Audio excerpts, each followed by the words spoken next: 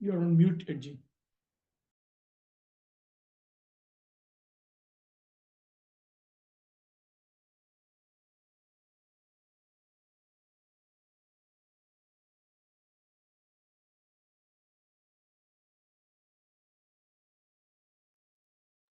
Chris, you can unmute him if you're the. Yeah. Can we have some of that chanting like we had last week?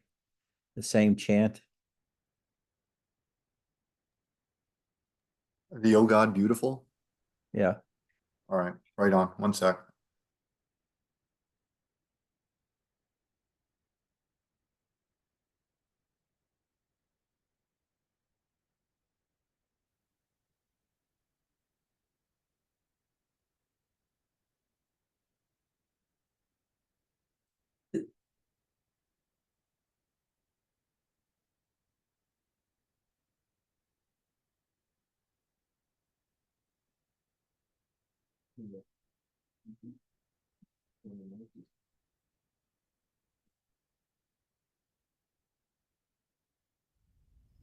Come, sing with me and feel you are singing to his listening presence right within you and around you, everywhere.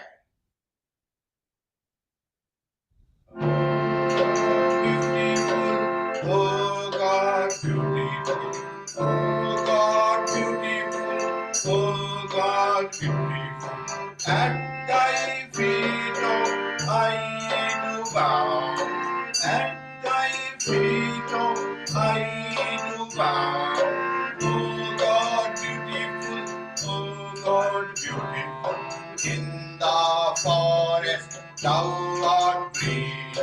In the forest thou art free, in the mountain thou art high, in the mountain thou art high, in the river thou art restless, in the river thou art restless, in thy ocean thou art clear, in thy ocean thou art clear. Oh God, beautiful, oh God, beautiful, oh God, beautiful, oh God, beautiful. At thy feet, oh, I do bow.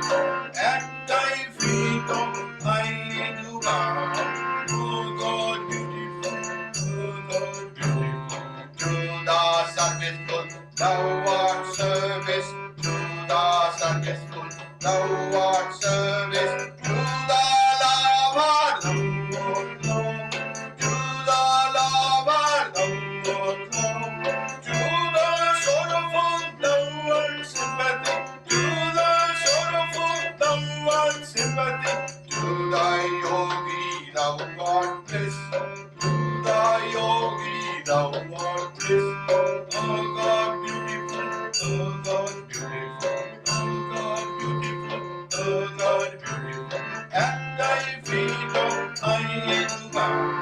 At thy feet, oh, I do bow. Oh God, beautiful, oh God, beautiful. In the forest, thou art free. In the forest, thou art free. In the mountain, thou art high. In the mountain, thou art high. In the river, thou art restless. In the river, thou art restless. In thy ocean, thou art clear. In thy ocean, thou art clear. Oh God, beautiful, oh God, beautiful.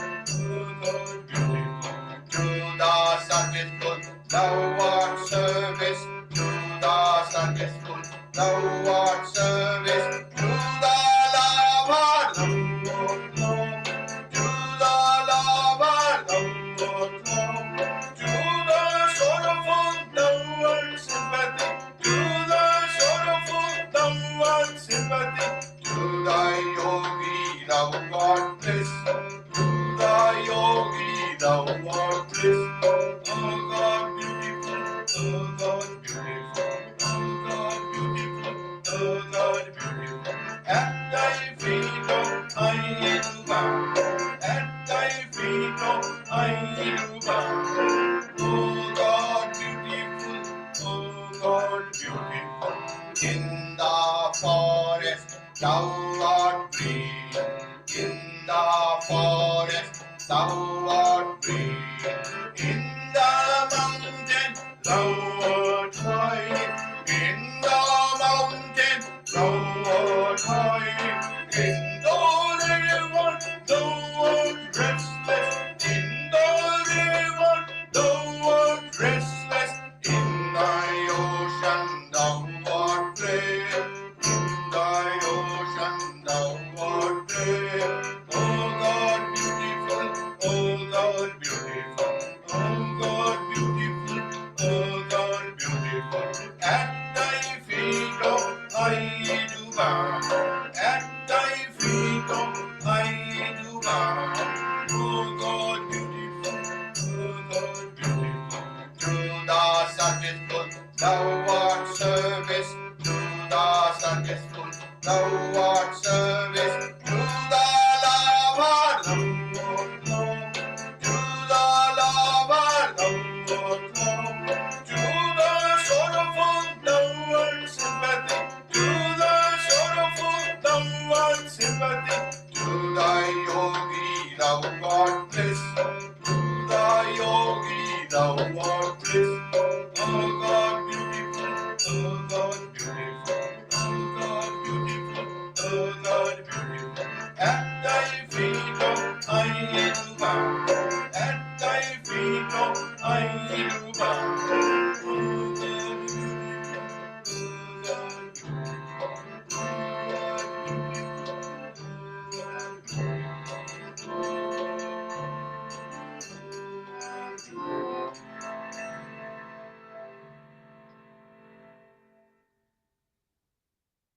Any other questions?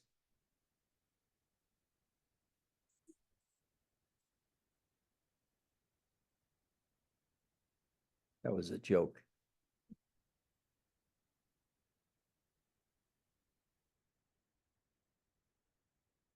You know, last time we encountered a lot of bliss because of that tune.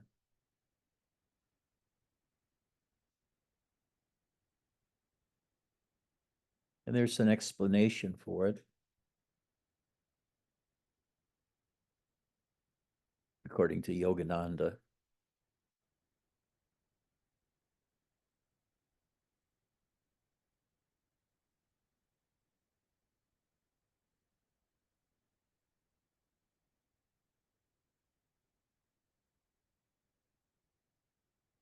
I forgot what those two states are.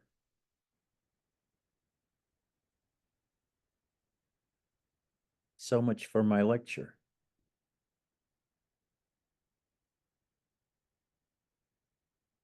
Here we had a lot of chaos, just as this satsang was coming on, such as the computer would not let me on the internet. My iPad had an only 7% charge. So Michael shined his up and got it working. So I've had a lot of distractions, and including now Karima, who is laughing. And I can't escape her by turning off her picture because she's right in the room with me. What the hell do I do? Do I complain? Oh, she gave me the finger. Okay. We don't have the strong enough disciples here in this satsang. And Adam, I saw 3 of your deer. Were there more than that? Wonderful.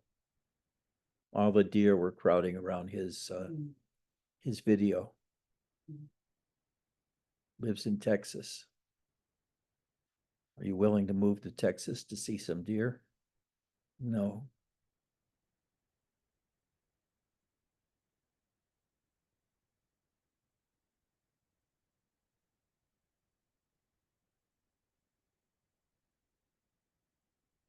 Okay.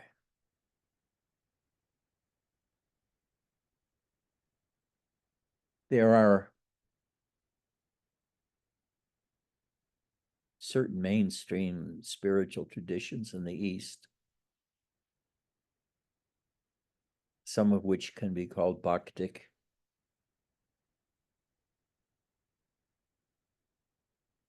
others differently.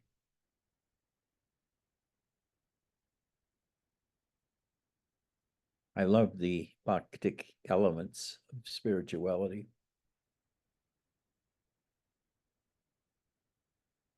Surrendering to the Guru, reading spiritual books that are devotional in nature,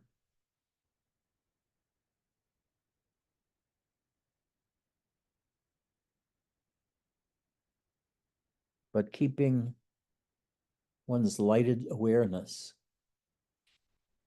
on you is the fastest way for most people to discover they are not the body.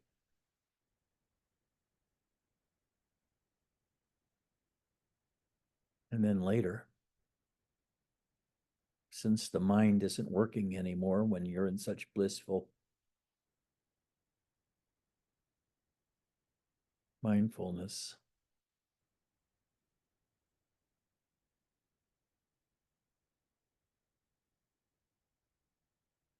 you can say, I am also not the bliss of devotion.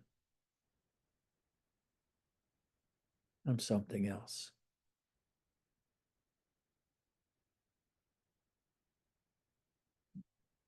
Devotion can lead you there,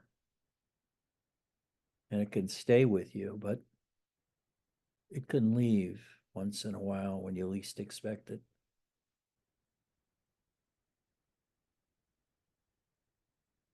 But there are other things that are deeper than that.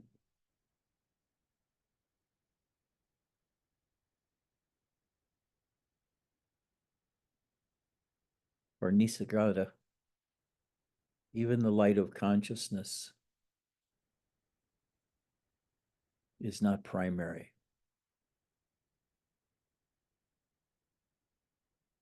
It's still ourselves calling to ourselves and doing inner translations.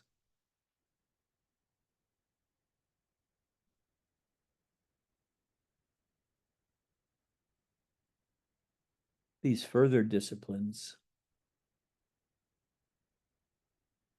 lead you to realize not only are you not the body, you're not the mind also. And you go a little further and you watch consciousness come and go. The obvious discovery that way, watching consciousness come and go, is I as the watcher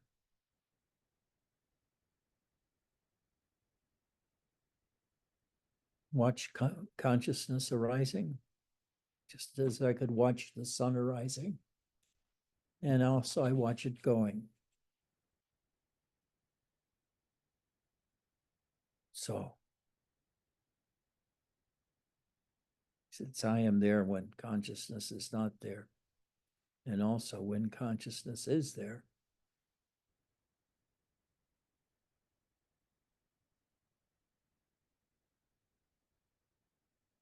we're talking about different levels of unknowing.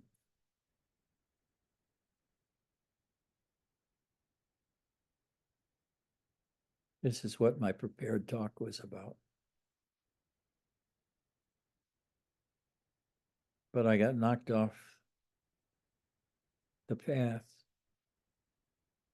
of what I was going to say and can't quite remember the way to say it. But basically,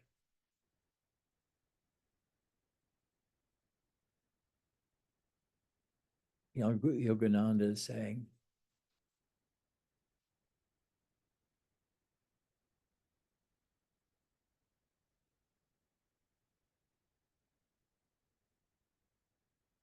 You are not who and what you think you are.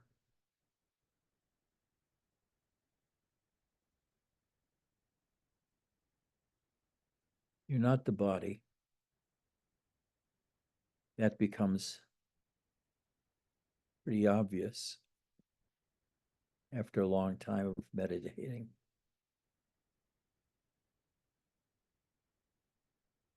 You're also not your mind. Because when your mind stops, you feel increasing levels of peace.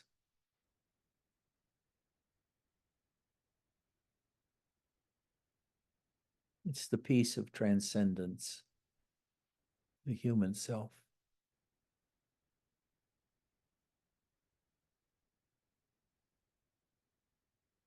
What if you spent 3 or 4 years meditating and you found out, or you had the suspicion that you were not your body? Because your body did not appear to be as real to you as your mind. And when you're transcending the mind by having consciousness, once again subside, taking your awareness away.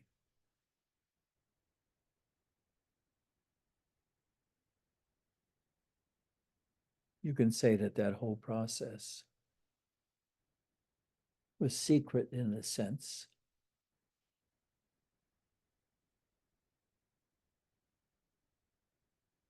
Because you have no clear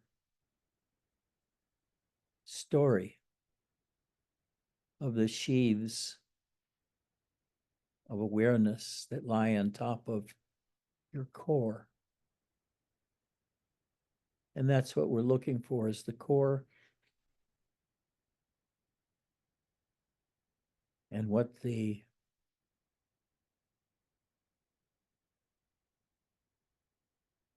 nature is of the core.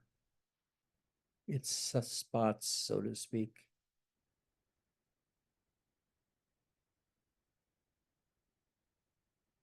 And we fall even further into the emptiness, having discarded both body and the kind of awareness associated with bliss in everyday life, of course.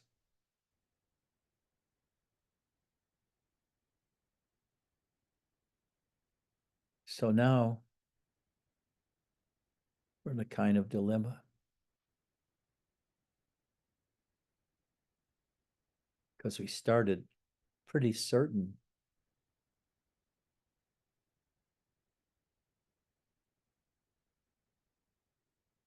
that we are this I within.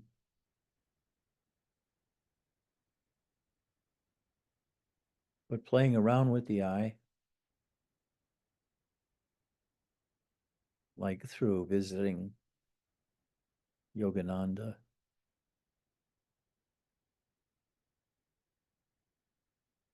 does not give it to you. But at this level, and what has happened is you've become more acutely aware of the elements happening deeper in your totality of mind and body.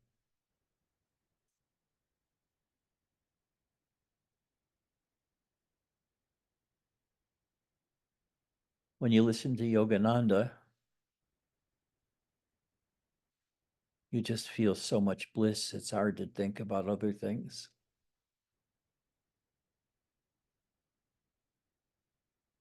But that's not deep spirituality. But it is the spirituality which keeps you coming back for more and more satsangs, having been shown to you that there is something that dwells within your human ordinary consciousness which is so divine and beautiful that you just about feel captivated by it. But when you look within, very soon, you're at the edge of your own awareness. And beyond that is darkness.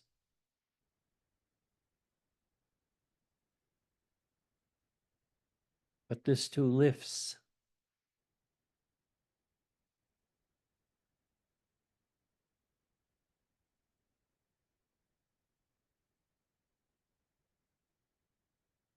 And one by one, it reveals the unreality of you.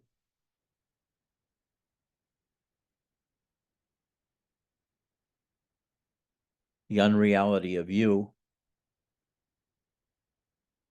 living in the United States in the 2004s.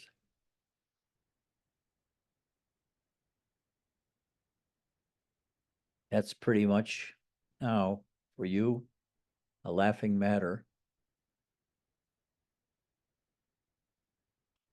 Although when you first experience the bliss of consciousness, you can hang on to that for a few years. It will take you by yourself to the truth within. In satsang, I'm sort of paving the way. It'll be really hard when you realize that you can become unconscious and unaware of the body, and it's not meditation.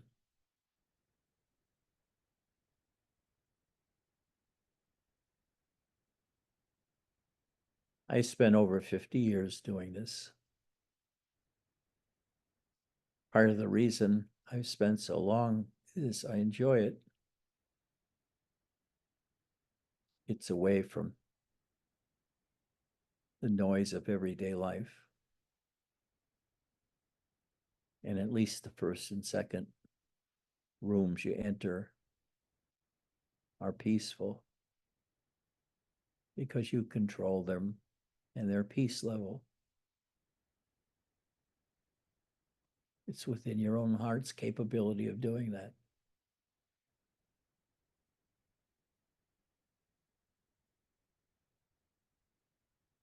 But when you're talking about higher levels of abandonment or of letting go of yourself, and then thereby make larger the field of things you can talk about, which do not feel real to you anymore, although they used to.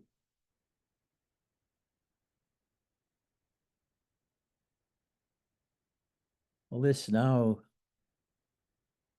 requires to continue to dive inside.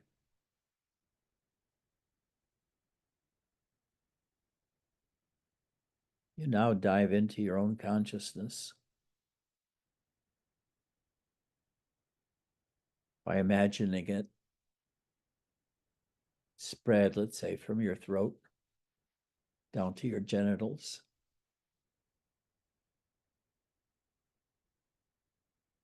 And you'll find, this is an old friend,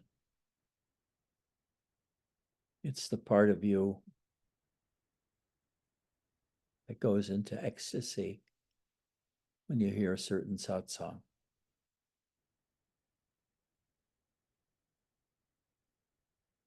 You know, they talk about losing consciousness, but they talk about only losing the consciousness on the level of the world.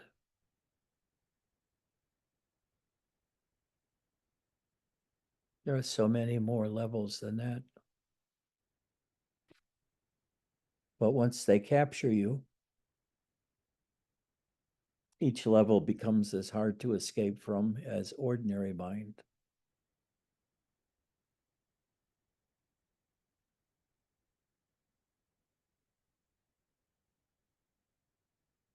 So, Nisargadatta speaks about 4 levels beyond the peaceful level. Read him and get more confused. But soon,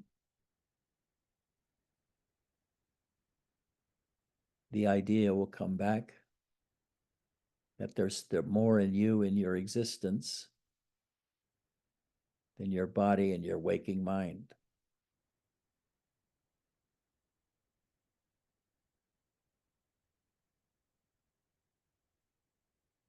Is the other tapestry there? The other things we're supposed to see.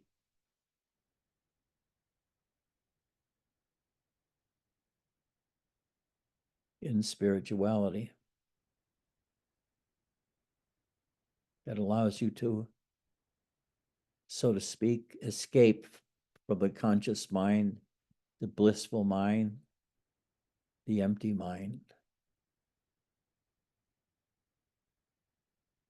You can just get progressively behind it and watch deeper and deeper into it. So that was Robert's technique, the one he preferred, which is sitting, doing nothing. And I added having music there, spiritual music. So not only does it engage the practice you're having, your body and your mind, but it also goes deeper than your devotion until continuous awareness of yourself, starting at the great peace level and going downwards into the darkness, is the ultimate truth that you exist as a life form.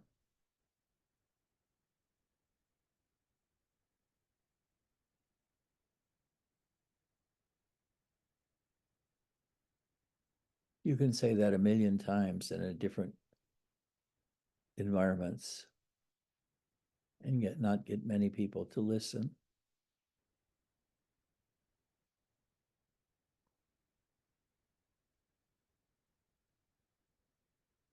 And if you listen to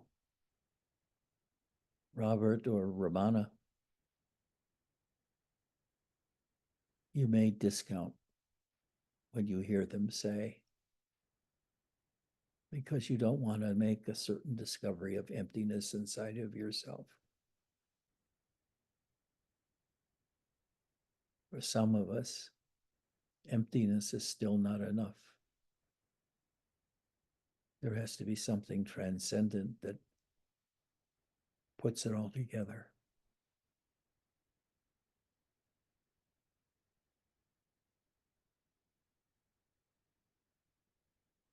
So you go even deeper in your mind.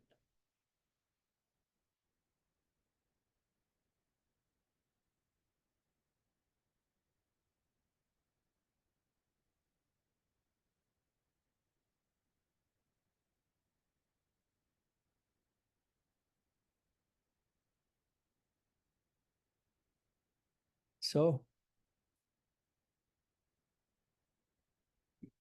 don't rush.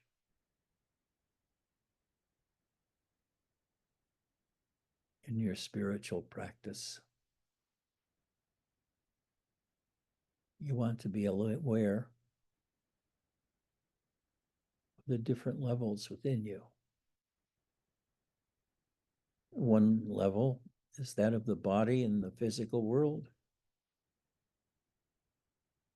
which we're trying to escape from often.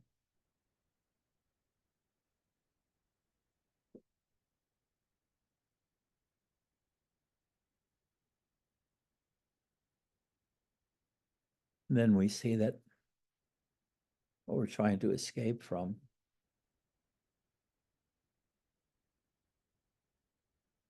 Is the loss of our bodies. We want them back. But the more we look within, the more we see a body not there. And we're no longer in the discussion by Ramana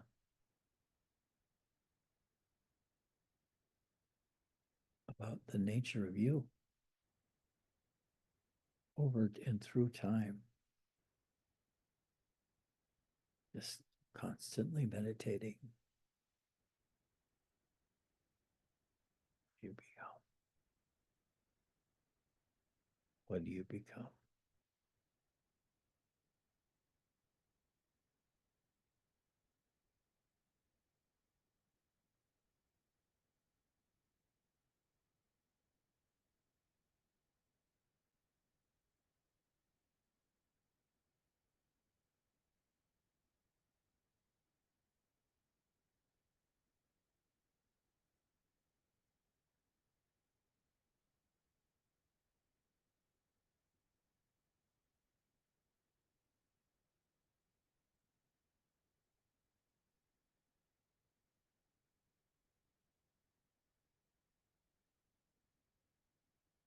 I was just imagining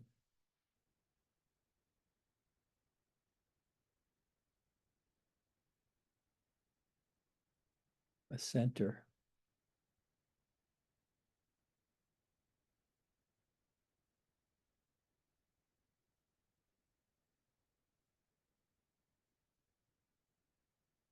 where you actually try to remove all the organs of perception and understanding. Give up home and desire to be coupled sexually. And once again, you feel even more solid than after you discovered that there's a vast emptiness inside of you. And your body and your mind, as you know it, are not real. They were something that was worked on, created, educated, disciplined, educated some more, disciplined some more, lived some more, lived in organizations which required different kinds of seriousness or happiness. You know what I mean? So even though you are no longer as held by the human drama,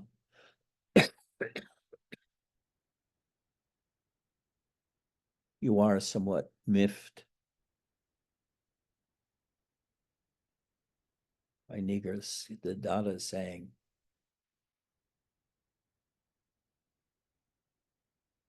your world does not exist, you do not exist.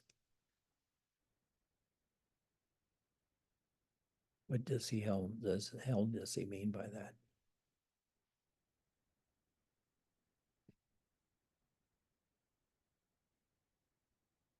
I think it means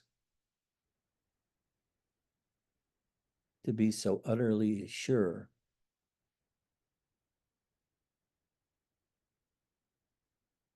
that what is mental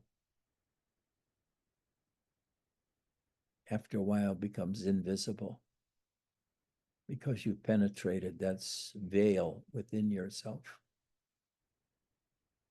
And you're left even more still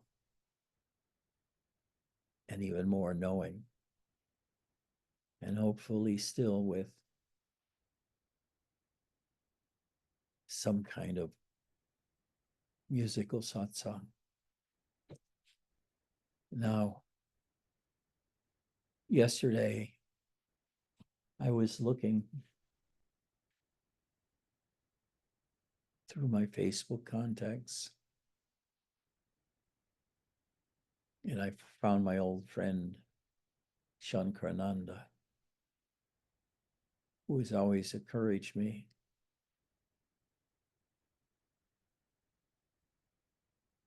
to get a satsang going somewhere. I would greatly love it if I would move to Australia and live at his ashram. And I'd certainly love to do that. I would certainly love to do that.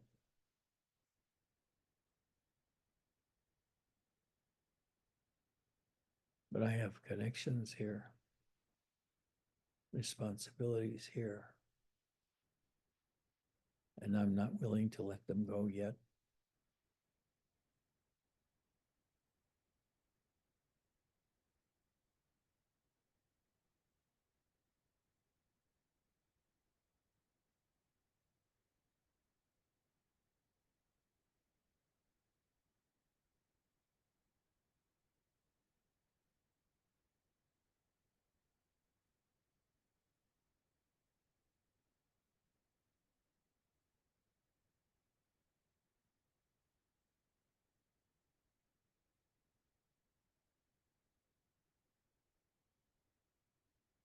So when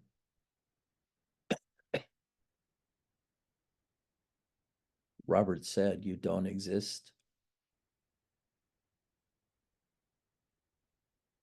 there are so many other levels you can also examine.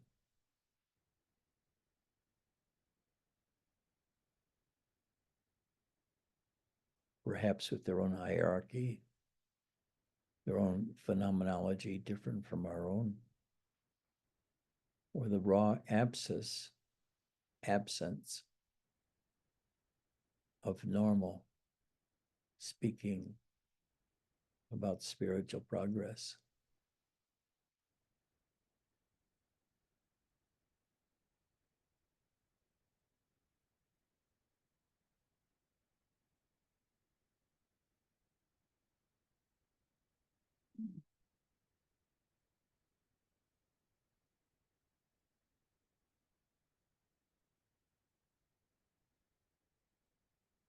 Is there any questions? Are there any questions?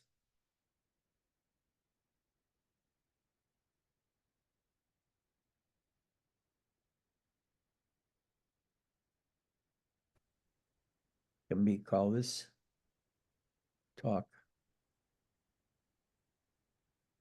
going beyond joy, going beyond your spiritual attainment?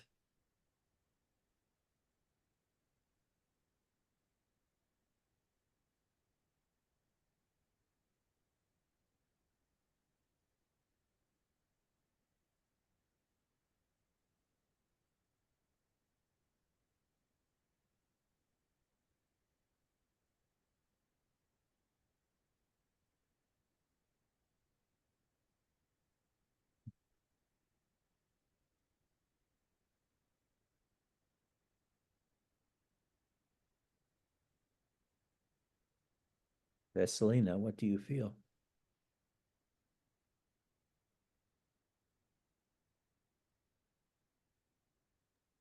I'm anxious.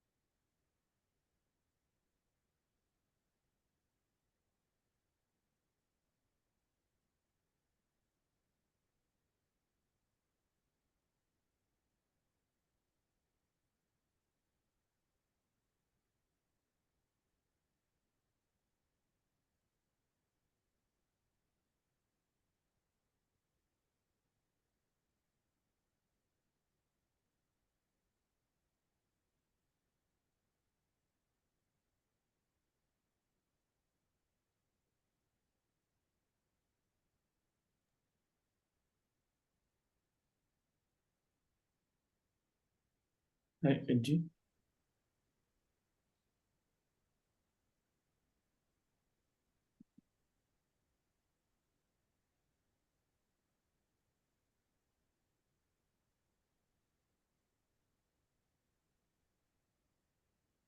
Hi, Edgy.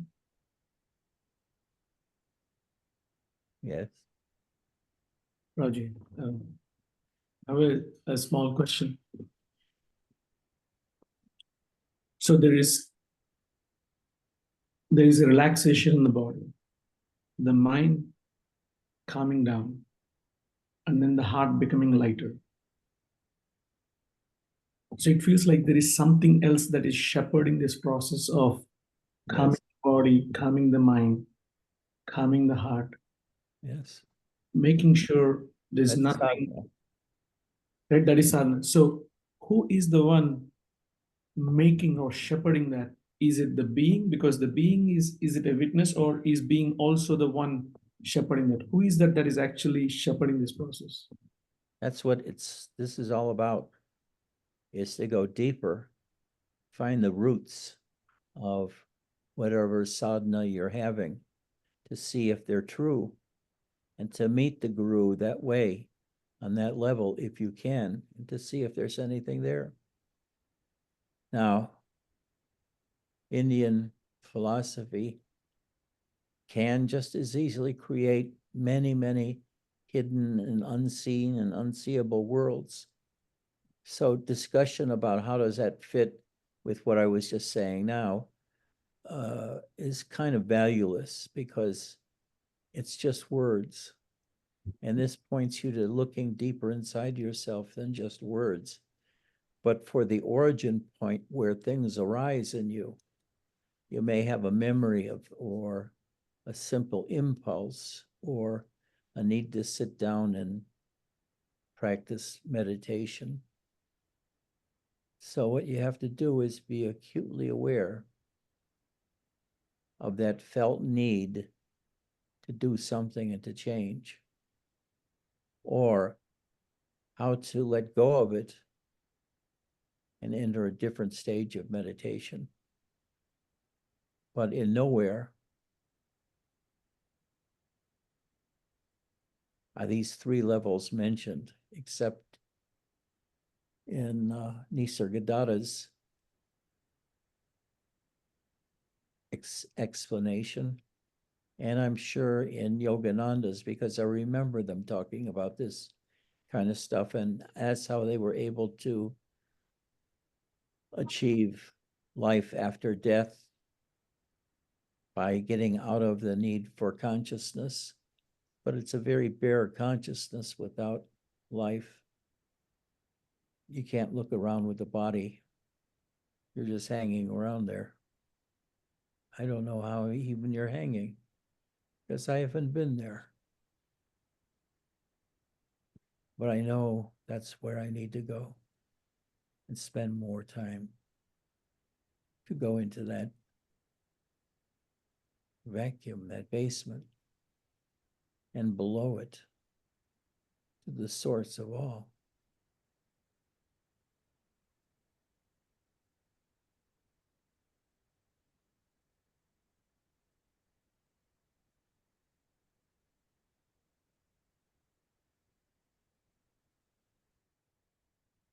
Any other questions?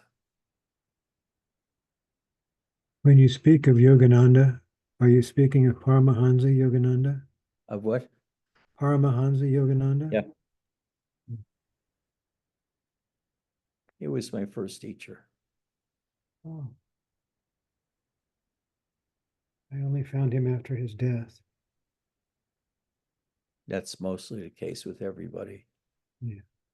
He wasn't widely out there in the United States till he came and did the tours in the 60s, world tours.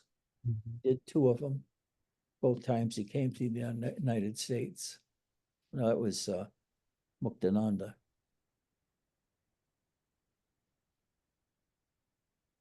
Did you meet him? What? Did you meet him? No.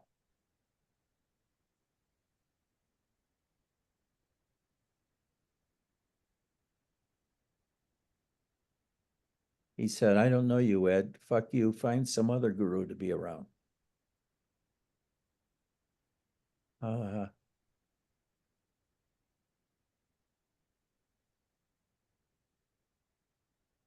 But there is a kind of deep devotional beauty in that interpretation of spirituality, where you look deeper and deeper for the ultimate source. And most spirituality stops right at the border between sleep and mind and says sleep is unimportant. It doesn't really get you anywhere. So you have to learn how to go deeper. And my way was to always keep my mind here, focused on my body and what's happening in my body. And then later on, when my body disappears and then comes back again, to watch that and see what has transpired. But I'm now looking to go deeper than that, to find the source and be able to speak to you about it in terms that you find relatable, and perhaps it's a guidance to find them.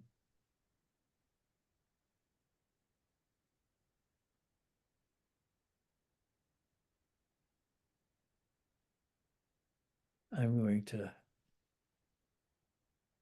ask the people I've been with in the past these questions about beyond consciousness.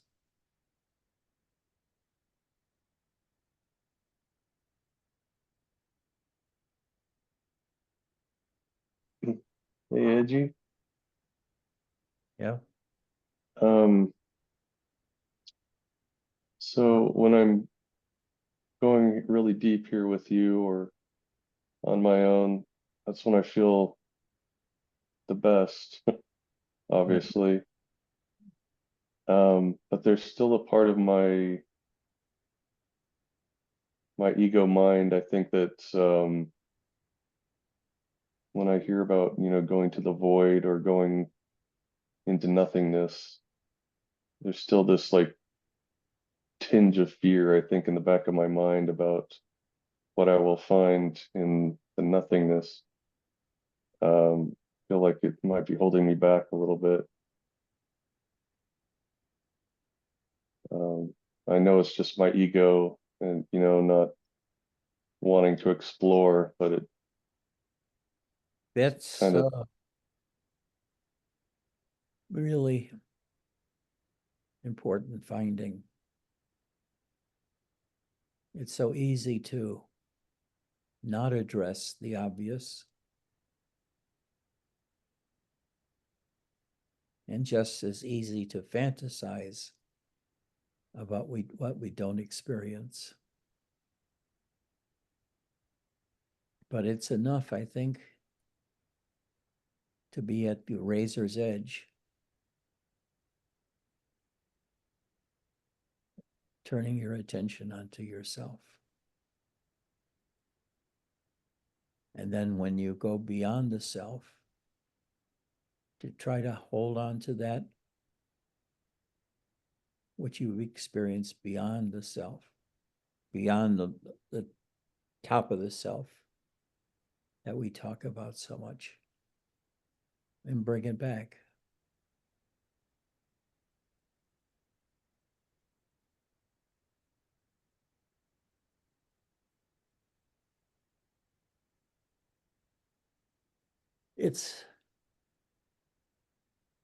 The end is to come to total rest in one's sadhana, to know who you are, where you are, and to be equally disinclined to engage in more bliss or less bliss. You don't engage in anything with an idea in mind of going somewhere with it. You just stay with it until it comes clear to you what it is. Then just keep going deeper in that particular lineage without getting distracted by the others who offer kinds of meditations with different kinds of self-realization after them as a result of them. That's still on the mind level. But I'm almost certain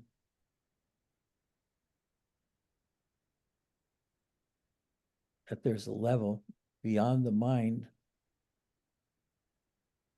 which created both body and consciousness. And it's that which I'd like to know. In the meantime, we can just spend a lot of time listening to great chanting. What do you have to say?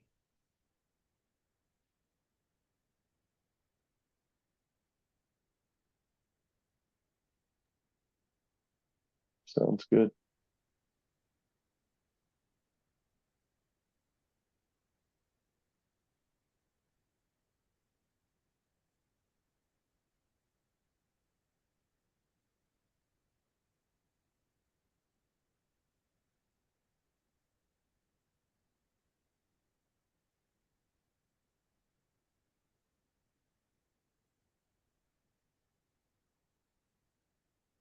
I think I've always regretted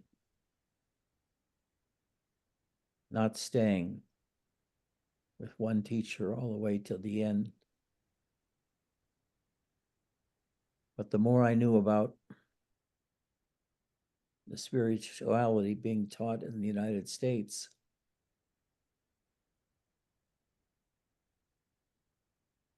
I saw that there were very few, if any, real teachers.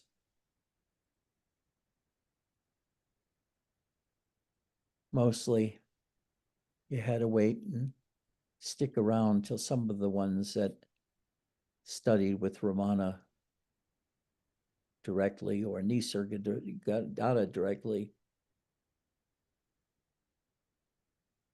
could make some impression on you. I know one of my teachers was, I forget his name. He was a very strong sitter, had a powerful body. I even forgot what his name was.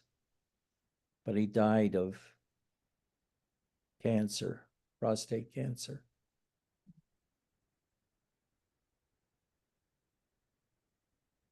So I look for somebody else to be around.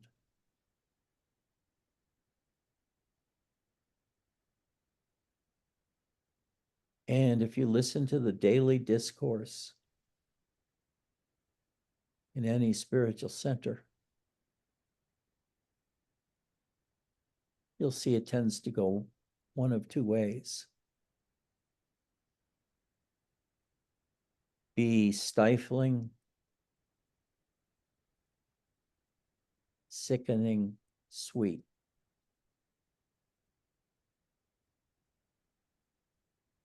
Or just words about the non-existent without any feeling inside myself that they know what they're talking about. Robert, I knew.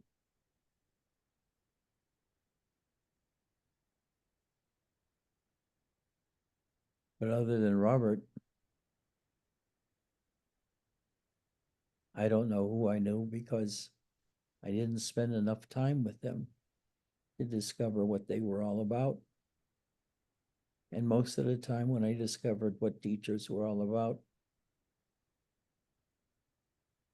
is they had stopped far short of where they could go and are teaching half-hearted teachings from a halfway house, not having gone all the way.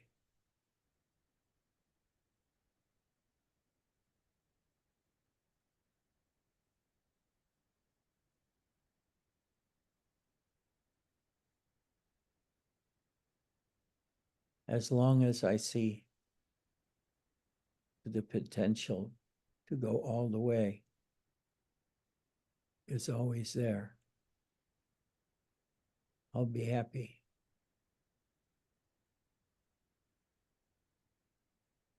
But in the meantime,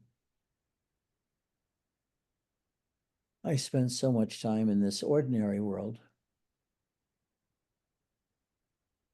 where now 2 of our 3 cats are sick, and one may be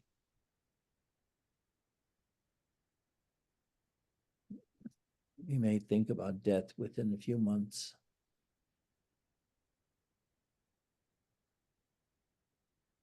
Maybe that's why we had so many cats at one time. They distracted us from our own deaths.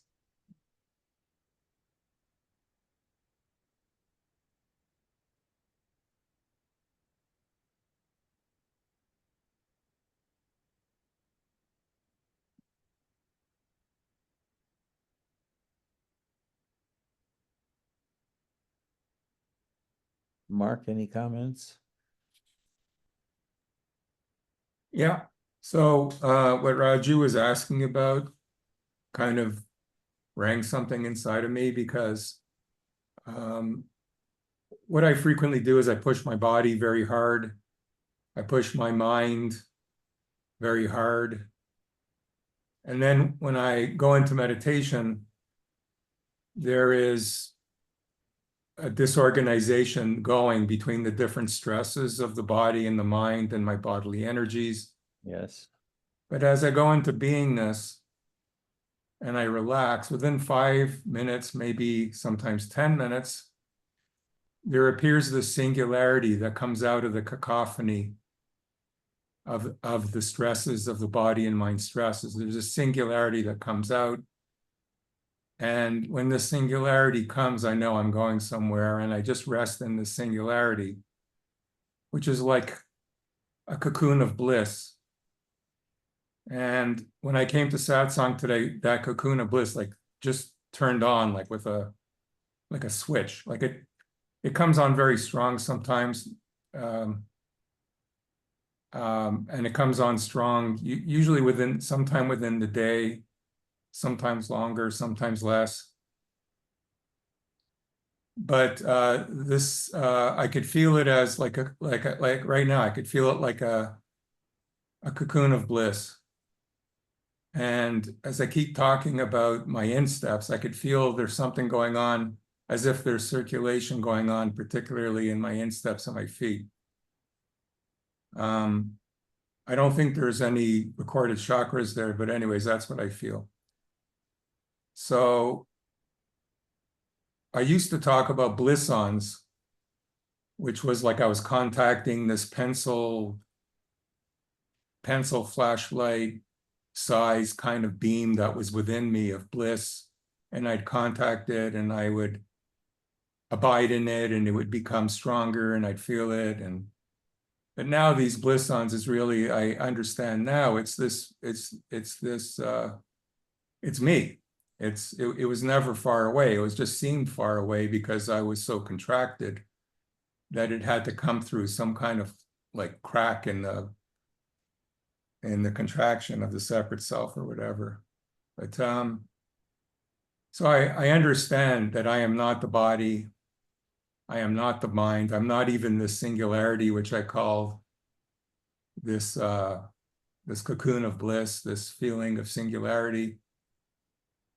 But the fact that all this, like the fact that I get such openings and such bliss and such peace, clarity, it just keeps confirming that I'm in the right place, that I'm doing the right stuff, that I'm abiding in the right part of myself to allow all this to happen. So for me, it appears that way. For others, it could appear totally different. This is not a prescription. But it's important to know what's real for you, and it's real if it's self-verifiable, if it's like obviously verifiable, and if it's continuous, and if it's ongoing, rather than a transient thing that sometimes happens and sometimes doesn't. So that's where I'm at right now at this moment anyway. And because of the Wednesdays that happens, our Wednesday meeting that happens at 11 a.m. Arizona time, I'm thinking about this stuff because I'm thinking about what to present. So that's it. That's all I have for today, Edgy. Thank you. Mark, if I may just add, thank you, because that maybe the singularity part that you said, what happened is normally when you sit to meditate, there is always, it takes time for body and mind to settle down, right? So there is like an orchestrator who is doing it. I have to thank Adam here, because right around when we were starting, the deers were coming in and they were, grazing or eating whatever is being fed. It was a moment of that bliss where it almost felt like the hunger of the deer was so calming, as if like it was satisfying your own hunger. And that somehow connected so much that the body and the mind had to calm down so quickly. And the orchestrator there was able to sort of, even if there are any sort of firings of getting those small bubbles, it was able to quickly dissuade to come into unison with that other being. So that's why to me it's like, is the mind trying to dissuade itself, or is there an orchestrator above who is trying to sort of calm this down?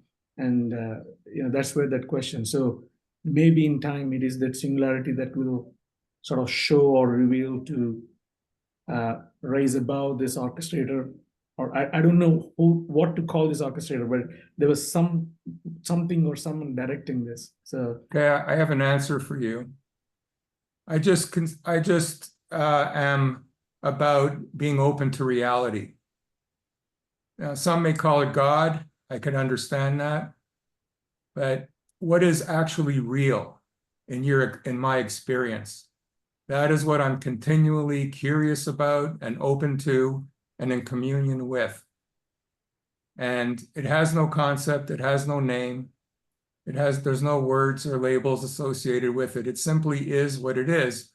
Actually, I do give it a label sometimes. I call it the divine current, because that's what it feels like, a divine current. But the way that it happens to you could be totally different. So don't have expectations about how it should be, or Mark said this, so therefore it needs to be that way for me, because that expectation will block you from opening up. So when you talked about the deer, you felt, I guess, a kinship, you felt love, you felt open.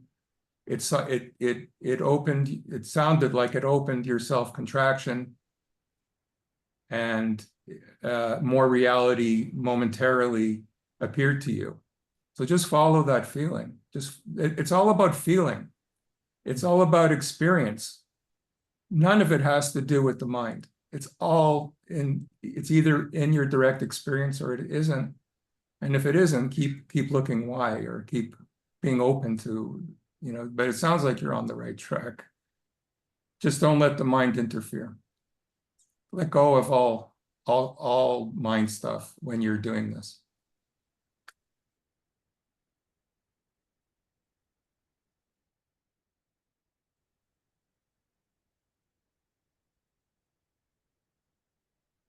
Thanks for asking, Raju. That was nice.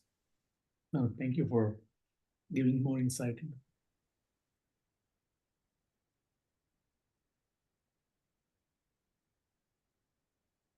Some of you by now have gone deep enough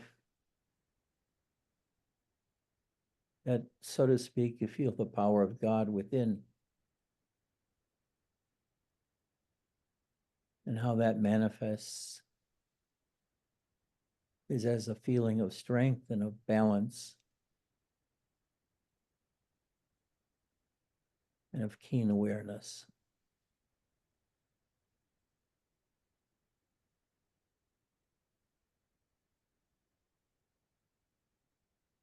But the idea is to go beyond.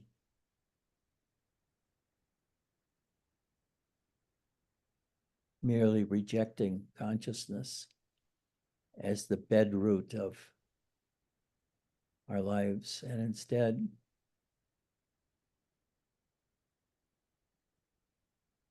say that we master the physical universe in our minds in order to go beyond what we know. And for that, it's the best part is to hang around people that have been doing this for a long time and who hopefully are not foreign, because sometimes the foreign, just the way they are in their lives and their concepts that they hold on to, make it really impossible for them to be a teacher that you need for your life, because they were brought up completely differently and they had different veils to discover at different times that are not the same as your veils. But they keep pointing you at your veil, their veils, rather than at your own. Find your own veil that blinds you from going deeper.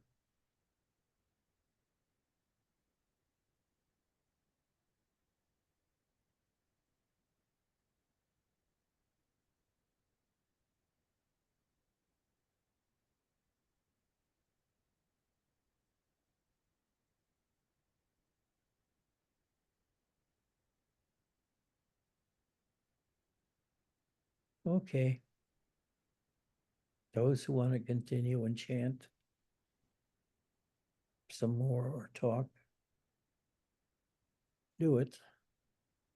But for now, I'm leaving. And I'm going to do a little more meditating on my own. I love you all. See you next week. Wednesday. No, I don't do Wednesdays anymore, because I kept forgetting them, so why bother? Bye-bye. Sunday.